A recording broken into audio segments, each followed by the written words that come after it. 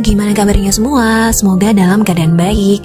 Ada sebuah ungkapan, tangan yang pemalas adalah sarangnya iblis. Karena iblis suka mengincar orang-orang pemalas seperti kita kaum berbahan yang kerjaannya nyusahin orang. Ungkapan tersebut berkaitan dengan alur cerita film kali ini.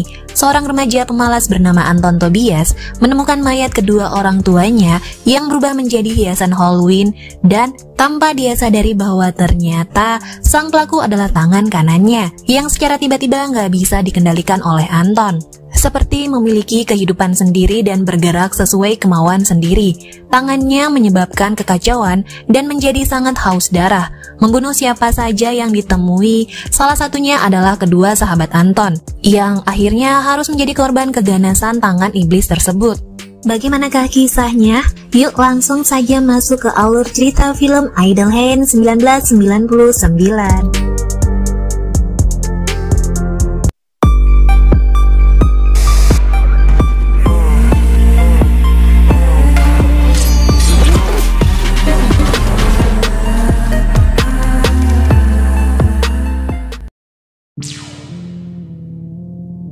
Memasuki perayaan Halloween, setiap orang yang merayakan menghiasi rumah mereka dengan pernak-pernik Halloween, termaksud keluarga Anton Tobias. Malam itu, kedua orang tua Anton akan beristirahat.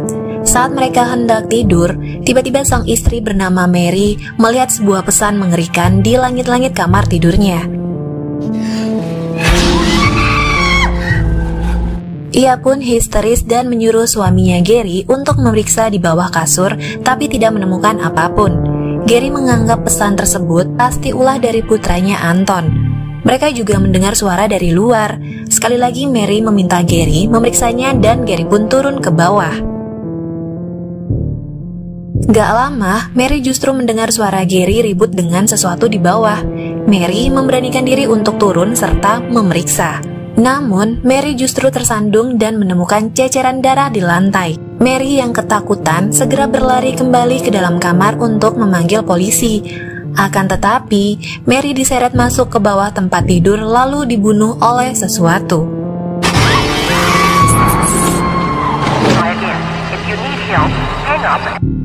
Keesokan paginya, Anton yang baru saja terbangun memanggil sang ibu karena stok makanan habis. Tetapi ia tidak mendapatkan respon dari ibunya.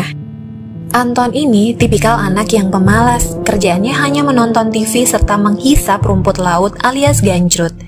Ia melihat sebuah berita yang sedang disiarkan tentang kasus pembunuhan yang terjadi di daerah Balon tempat tinggalnya. 4 mayat telah ditemukan, namun sang pembunuh belum tertangkap atau masih berkeliaran. Tapi tampaknya Anton gak terlalu memperdulikan berita tersebut. Pagi itu, Anton kehabisan rumput lautnya. Ia pergi ke rumah temannya bernama Pinet untuk meminta stok rumput laut. Tetapi Pinet berkata bahwa dia juga kehabisan stok rumput laut. Kemudian, Anton mendengar suara motor milik Molly, wanita yang dia sukai. Anton juga melihat Molly gak sengaja menjatuhkan buku lirik lagunya. Pinet dan Mike, teman Anton yang lain, menyarankan agar Anton pergi mengembalikan buku tersebut serta berbicara dengan Molly. Anton pun menggunakan kesempatan itu dengan datang ke rumah Molly, tapi dia akhirnya menjadi sangat canggung lalu segera kembali pulang ke rumah. Saat di rumah, Anton membuat sandwich untuk dirinya sendiri dan terkaget ketika dia melihat pisau yang dia gunakan untuk mengoleskan selai berlumuran darah.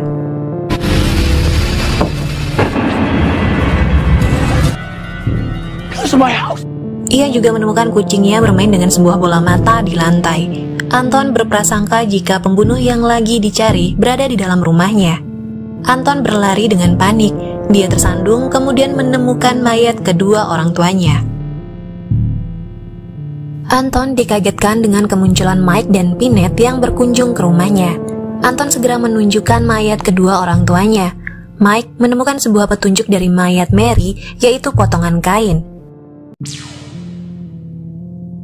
Mereka juga melihat sebuah pesan di lantai yang ditulis dengan darah. Mereka menyadari jika potongan kain tersebut adalah potongan dari pakaian yang digunakan Anton saat ini. Baik Anton, Mike, serta Pinet mengetahui jika pembunuhnya adalah Anton. I'm a killer. Mike mencoba menghubungi polisi. Akan tetapi Anton memutuskan sambungan telepon dan meyakinkan Mike bahwa dia bukanlah pembunuhnya. Secara tiba-tiba, tangan Anton bergerak sendiri dan membunuh Mike dengan botol kaca yang langsung menancap tepat di kepala Mike. Pinette terkejut melihatnya. Anton meyakinkan Pinette bahwa dia tidak bermaksud melakukannya. Itu adalah kecelakaan yang gak disengaja, ungkap Anton kepada Pinette. Ketika Pinette hendak kabur, saat itu juga salah satu tangan Anton bergerak dengan sendirinya tanpa bisa dikontrol atau dengan kata lain kesurupan. Tangannya mengejar Pinette ke ruang bawah tanah. Pinette memohon supaya Anton tidak membunuhnya. Anton juga nggak menginginkannya. Semua ini adalah atas kehendak salah satu tangan milik Anton yang bergerak sendiri. Anton mencoba menghentikan tangannya agar Pinette dapat melarikan diri, tetapi tangannya nggak bisa dikendalikan oleh Anton. Kejadian yang menimpa Mike juga menimpa Pinette. Tangan Anton melemparkan sebuah benda tajam ke arah Pinette. Benda itu mengenai leher Pinette yang menyebabkan kepala Pinette terpenggal.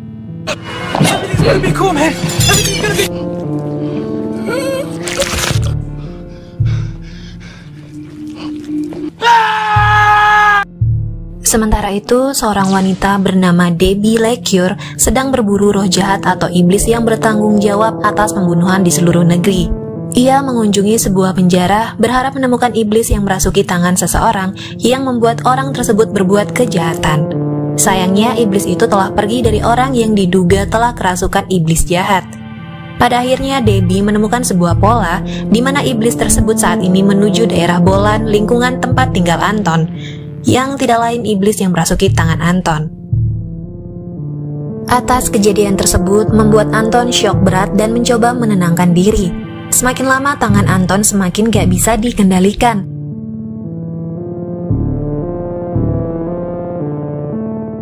Tangan Anton kembali berulah dengan melemparkan kucing peliharaannya keluar jendela.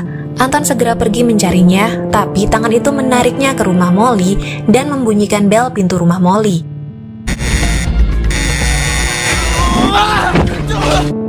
Molly keluar, ia senang melihat Anton. Kemudian Molly membawa Anton masuk ke dalam kamarnya. Molly berterima kasih karena Anton telah mengembalikan bukunya. Anton yang panik berusaha menjelaskan kepada Molly jika dia berbahaya. Tentu saja Molly tidak memperdulikan ucapan Anton dan berkat ulah sang tangan, Anton dapat bermesraan dengan Molly. Waktu lagi asik-asiknya, orang tua Molly pulang hingga Anton harus kembali ke rumah. Anton menguburkan mayat kedua temannya, juga orang tuanya di halaman belakang rumah. Sehabis berdoa serta mengungkapkan perasaan bersalahnya, terjadilah sesuatu yang aneh. Anton mendengar suara Mike dari dalam kuburannya. Mike? Come on, man, I can't breathe down here. Anton, you're dead. No, I'm not. I know, fucker, now take me up. Tiba-tiba, Mike menarik Anton dan membuat Anton ketakutan. Mike serta Pinette muncul kembali. Mereka keluar dari dalam kuburan sebagai zombie lalu menghantam Anton hingga pingsan. Keesokan pagi, Anton terbangun dari pingsannya. Ia mengira jika kejadian semalam hanyalah sebuah mimpi buruk. Terkejutnya dia menyadari jika apa yang ia alami adalah kenyataan. Ia juga menemukan kedua temannya berubah menjadi zombie. Mike dengan kondisi botol kaca masih tertancap di kepalanya, dan Pinette kepala serta badannya terpisah tapi dapat bergerak sendiri. Waktu mereka bertiga sedang membahas penyebab Mike dan Pinette modar, tangan Anton mulai bergerak sendiri. Mereka semua bingung apa yang menimpa tangan Anton. Anton lalu menjelaskan bila tangannya tidak mau mematuhinya, seperti memiliki keinginan sendiri atau hidup. Ia juga menjelaskan bahwa bukan keinginan dia untuk membuat Pinette dan Mike modar. Kemudian Anton menanyakan sesuatu kepada teman-temannya, apakah mereka mengetahui sesuatu tentang iblis. Mike memberitahukan Anton bila ada seseorang yang ahli tentang iblis. Segera Anton menemui orang tersebut bernama Randy yang juga merupakan tetangga Anton. Pada awalnya Randy mengacuhkan Anton, namun Anton gak menyerah. Anton menceritakan tentang kondisi tangannya yang melakukan sesuatu tanpa keinginan dirinya. Pada akhirnya Randy memberitahukan apa yang dia ketahui. Randy menyuruh agar Anton menyibukkan diri karena tangan yang pemalas adalah sarangnya iblis, ungkap Randy. Di rumah, Anton mulai membuat tangannya sibuk dengan merajut. Singkat waktu, dua orang polisi yang sedang bertugas berhenti tepat di depan rumah Anton. Terdengar kegaduhan dari dalam rumah Anton. Kedua polisi itu memutuskan untuk memeriksa. Betapa terkejutnya mereka melihat kondisi Mike serta Pinhead. Kedua polisi itu langsung mengklaim bahwa Anton adalah sang pembunuh yang berkeliaran. Mereka berdua masuk untuk menangkap Anton dan kaget mengetahui jika Mike ataupun Pinhead adalah mayat hidup.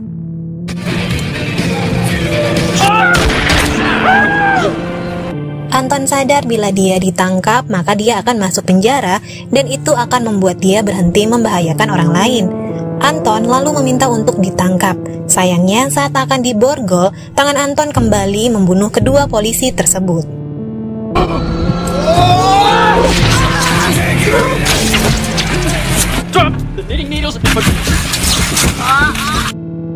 Setelah tangannya membunuh dua orang polisi di ruang tamu, Anton memutuskan untuk memotong tangannya dengan pisau dapur.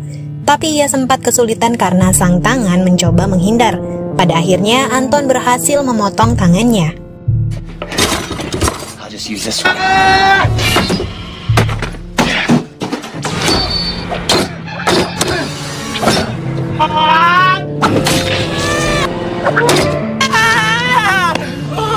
Melihat Anton yang kesakitan serta takut pendarahan, Pinhead dan Mike mencari kotak P3K.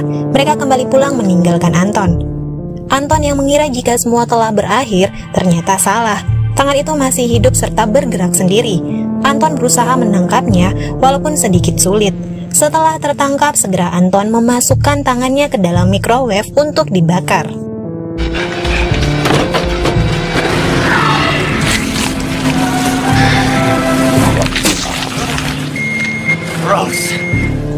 Bertepatan dengan itu, Molly datang ke rumah Anton, mengajak Anton ke pesta Halloween di sekolah. Namun dengan berat hati, Anton menyuruh Molly untuk pergi sendiri ke sekolah. Ia akan segera menyusul, ungkap Anton. Sementara itu, Debbie yang berada di sebuah tempat permainan bowling memperhatikan setiap tangan orang-orang di sana, mencari tangan yang kerasukan. Randy yang juga berada di tempat yang sama dengan Debbie mengajak Debbie berbicara. Singkat waktu, Debbie menceritakan tujuannya datang ke daerah Bolan kepada Randy. Debbie adalah seorang pendeta yang bertugas melawan iblis yang menguasai seorang pemalas dan mencoba menemukannya.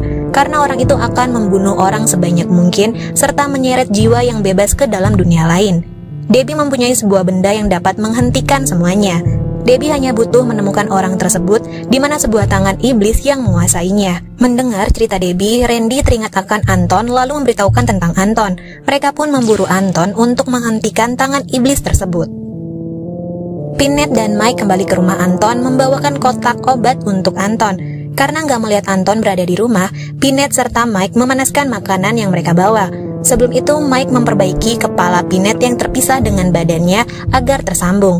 Selanjutnya, mereka membuka microwave untuk memanaskan makanan. Namun tanpa disadari, mereka justru membebaskan tangan iblis tersebut.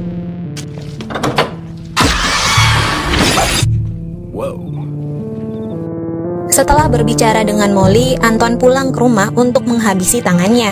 Sayangnya Pinhead dan Mike nggak sengaja melepaskan tangan tersebut. Anton kaget mengetahui jika tangannya kabur. Anton melihat sebuah pesan ancaman dari sang tangan di tembok halaman rumah bahwa sang tangan mengincar Molly.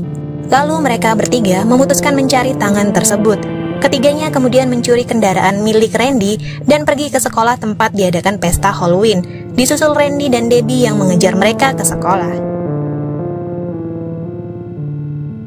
Setibanya di sekolah, benar saja si tangan iblis membunuh dua orang siswa yang sedang berada di dalam mobil. Lalu mereka bertiga membagi tugas. Mike dan Pinhead pergi ke pesta Halloween untuk menjaga Molly. Sementara Anton mencari tangannya. Singkat cerita, Anton menemukan korban lain dari perbuatan tangannya yang telah membunuh seorang guru.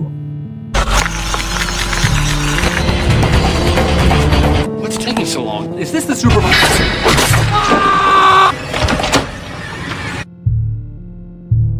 Kemudian Randy dan Debbie bertemu dengan Anton. Debbie hendak menghentikan perbuatan tangan tersebut dengan cara menghabisi Anton. Anton mencoba menghindar dan melawan. Ia mengatakan bahwa bukan dia pelakunya. Pelakunya adalah tangannya yang kerasukan iblis. Anton menunjukkan tangannya yang terpotong. Anton juga berkata tangan iblis tersebut mengincar Molly. Saat ini tangan iblis sedang berkeliaran di dalam pesta untuk membunuh Molly. Mendengar hal itu, Debbie segera menjelaskan, jika tangan tersebut hanya mengincar Molly saja, itu berarti dia akan menyeret jiwa Molly ke alam baka pada waktu tengah malam. Anton yang mengetahuinya tentu saja panik. Ia mencoba mencegah dengan memperingatkan seluruh orang yang berada di pesta tentang tangannya yang berbahaya dan suka membunuh, tetapi ia justru diabaikan. Tiba-tiba tangan iblis muncul di hadapan semua orang. Kemudian sang tangan menarik kulit kepala band vokalis dan menyebabkan kepanikan. Orang-orang di dalam pesta berlarian ketakutan, termaksud Molly juga temannya bernama Tasya. Mereka berdua melarikan diri masuk ke dalam ventilasi diikuti oleh tangan iblis dari belakang. Sayangnya, mereka terjebak. Satu-satunya jalan keluar adalah melewati sebuah kipas angin besar. Molly mencoba menghentikan kipas angin tersebut dengan sepatu milik Tasya. Ketika kipas angin terhenti, Molly segera turun. Sedangkan Tasya masih berada di ventilasi dengan ketakutan dan gak berani turun. Pada akhirnya Tasya menjadi korban dari tangan iblis. Tasya digantung di tali. Molly mencoba menarik Tasya dari kipas. Sedangkan tangan iblis akhirnya melepaskan sepatu Tasya, membiarkannya ditarik masuk ke dalam kipas angin lalu hancur lebur. Molly kemudian berlari ke ruang seni, namun akhirnya tertangkap juga oleh sang tangan iblis. Sementara itu Anton masih mencari keberadaan tangannya. Anton masuk ke ruang seni dan menemukan tangannya berada di dalam sebuah boneka. Anton sempat melawan. Sayangnya sang tangan berhasil lolos ketika Anton tertindih penutup ventilasi saat Mike serta Pinhead turun ke bawah dari dalam ventilasi. Hey, I made that ass. Gak lama, mereka mendengar suara teriakan Molly dan menemukan Molly diikat di atas atap mobil yang diangkat ke langit-langit. Anton, Mike, serta Pinhead bertarung menghentikan sang tangan yang sedang mengendalikan alat penarik mobil. Don't worry, Molly, we got it under control. Kemudian Mike menemukan sebuah bong mekanik atau alat penghisap rumput laut. Anton menggunakan alat tersebut, menghisapnya lalu meniupkan asap ke tangan iblis yang masih berada di dalam boneka tangan, menyebabkan sang tangan menjadi teler dan menghentikan alat kontrol penarik mobil. Namun ternyata sang tangan masih bisa bergerak. Ia mencoba menyerang Anton. Untung saja Debbie segera muncul melemparkan pisau ritual ke arah tangan yang terpantul mengenai badan Mike.